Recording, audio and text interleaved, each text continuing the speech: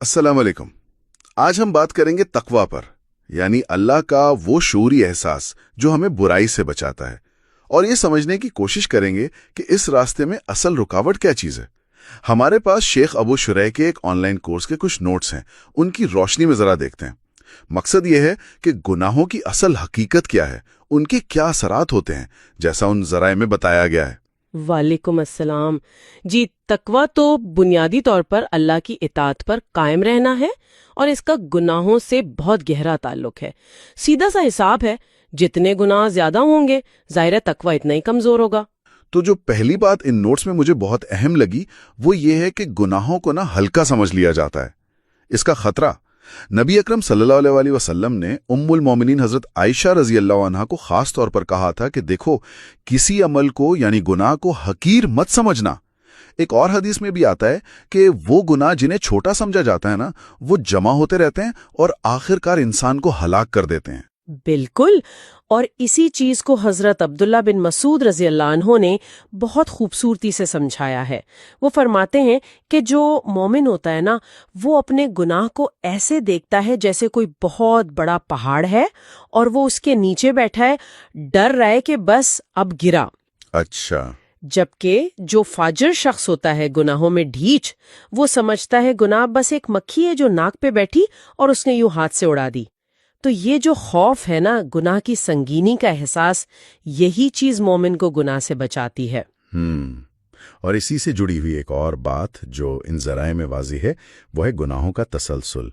यानी एक गुनाह किया तो वो जैसे दूसरे गुनाह को खींच लाता है।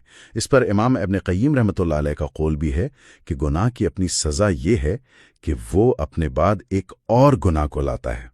ये तो बड़ा खतरनाक चक्कर है। जी हाँ, ये बिल्कुल एक जंजीर की तरह है, एक कड़ी दूसरी को खींचती है जी। और गुनाह करते करते इंसान आदी हो जाता है। और इसमें एक और परेशान कुन बात यह है, जैसा नोट्स में भी इशारा है, कि कभी कभी तो गुनाह में जो एक वक्ती लज्जत होती है ना, वो भी खत्म हो जाती है, मगर इंसान सिर्फ आदत की वजह से वो छोड़ नहीं पाता। ये खुद एक बहुत बड़ी सजा है कि एक बेमजा काम के कैद हो गए। तो फिर इसके अमली तौर पर क्या नताइज नजर आते हैं? ज़राए में कुछ बहुत संगीन असरात बताए गए हैं। जैसे एक तो ये कि गुनाहों की वजह से ना इबादत में वो मज़ा नहीं रहता, नेकी की जो मिठास होती है वो ख़त्म हो जाती है।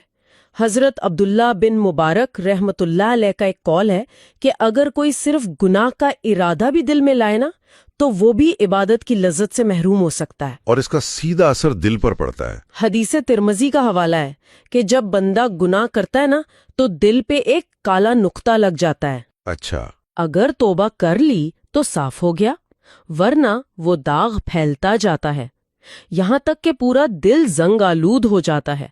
कुरान पाक में भी है ना, राना अला कुलूबिहिम, उनके दिलों पर उनके अमाल का जंग चढ़ गया है, दिल सख्त हो जाता है।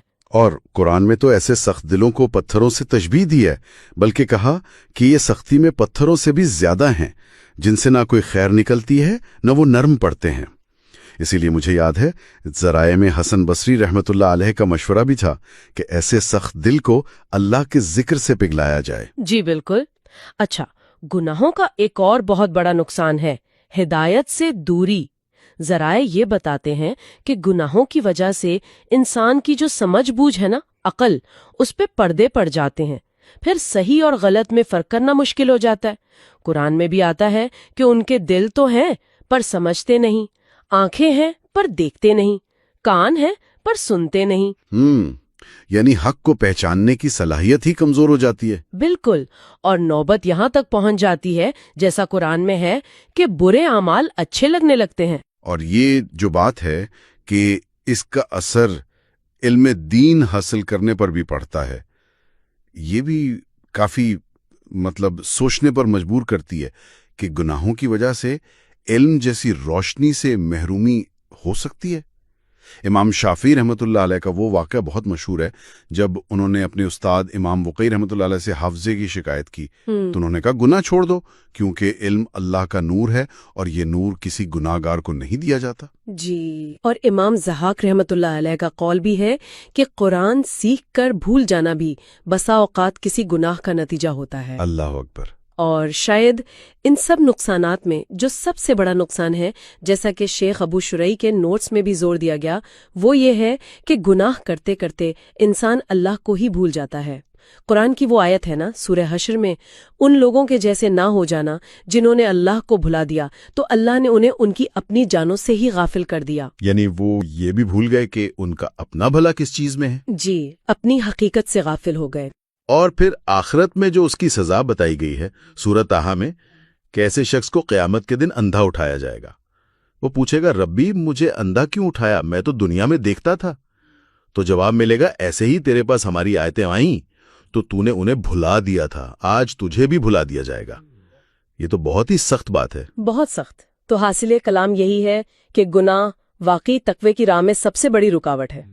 ان کے اثرات بہت گہرے ہیں، دل پہ بھی، سمجھ پہ بھی، ہدایت سے دوری، علم سے محرومی، اور سب سے بڑھ کر اللہ سے غفلت۔ باقی اور وہ جو شروع میں حضرت عبداللہ بن مسعود رضی اللہ عنہ کا قول ذکر ہوا تھا نا کہ مومن گناہ کو پہاڑ سمجھتا ہے اور فاجر مکھی، یہ موازنہ بڑا اہم ہے۔ یہ ہر ایک کو سوچنا چاہیے کہ وہ خود اپنے گناہوں کو کس نظر سے دیکھ رہا ہے۔